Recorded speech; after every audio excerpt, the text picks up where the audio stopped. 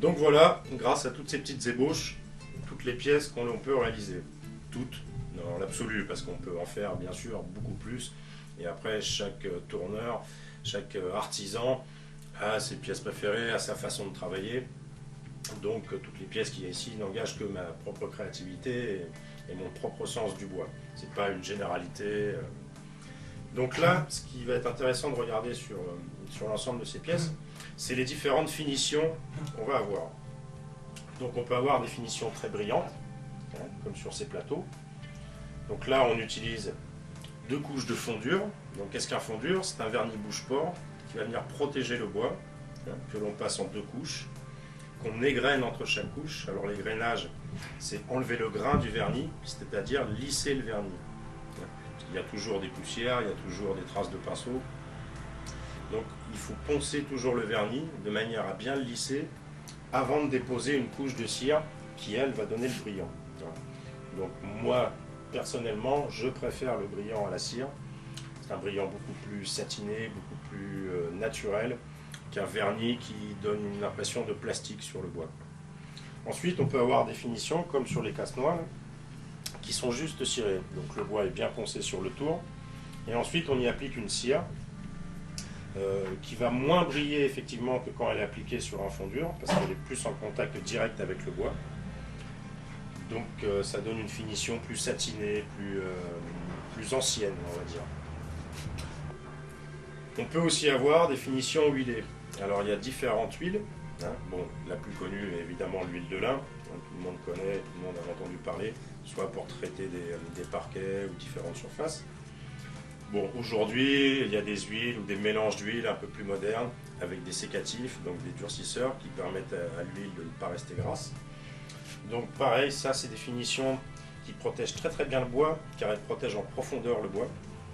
Et ça donne aussi souvent une finition satinée, hein, beaucoup moins brillante que la cire, mais qui donne un aspect plus régulier, comme si on venait de couper l'arbre en fait. C'est vraiment aspect bois mouillé, on peut dire ça comme ça. Et enfin, une des dernières finitions qu'on peut avoir, la liste n'est pas exhaustive bien sûr, il existe des centaines de différentes finitions. Donc sur toutes les petites pièces comme ça, en l'occurrence ici toutes les petites boîtes et tous les petits verres fins comme on a vu précédemment, là j'applique une finition au tampon. Donc qu'est-ce qu'un vernis au tampon? C'est un mélange à base de shellac et d'alcool. Et l'alcool en s'évaporant dépose une légère couche de vernis. Donc c'est un vernis qui était très utilisé à l'époque par les luthiers, par les ébénistes, par les marketeurs. Car ça donne un très beau brillant, et puis c'est un vernis surtout qui a la particularité d'être très fin. C'est une couche très fine, c'est pas aussi épais qu'un fondure comme on a vu avant pour les autres finitions. Donc ce vernis s'applique sur le tour pendant la rotation de la pièce. On y passe d'abord une huile à vernir qui va permettre de ralentir un peu la prise du vernis pour éviter les traces de vernis et qui permet une belle application, un ensemble assez homogène sur toute la pièce sans laisser de traces. Donc ça s'applique tout simplement, le tour en rotation, on passe une première huile avec un petit chiffon et ensuite avec un chiffon propre, on vient appliquer le vernis toujours en se déplaçant sur la pièce pour éviter de faire des surplus par endroit. Voilà. Donc voilà un exemple de finition cirée. Donc ici en l'occurrence du noyer pour faire un casse-noix.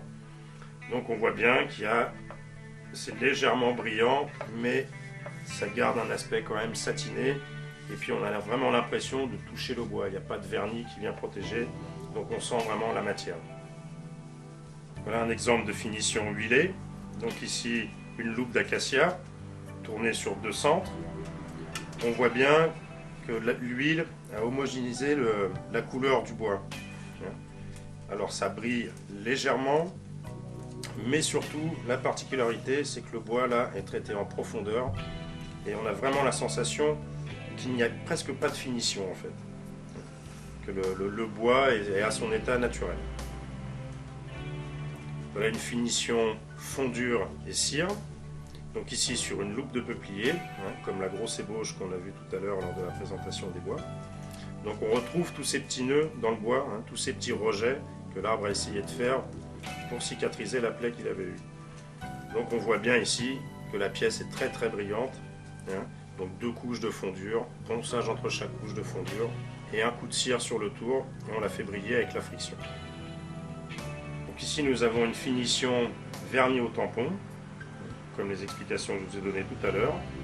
Donc ici sur une pièce de buis, une loupe de buis, donc on voit bien aussi tous les petits nœuds. Donc c'est le même principe que la loupe de peuplier qu'on a vu avant. Donc du buis, de l'ébène, et en bas ici nous avons du wenge. Alors ça, ces 2 bois-là, ébène et wenge, sont des bois africains. Donc voilà, et la particularité du vernis au tampon, c'est vraiment de déposer une couche très fine. On n'a pas l'impression que le bois est verni, il n'y a pas de surépaisseur, on a l'impression de toucher vraiment la matière. Voilà, donc aussi bien à l'extérieur qu'à l'intérieur de la boîte.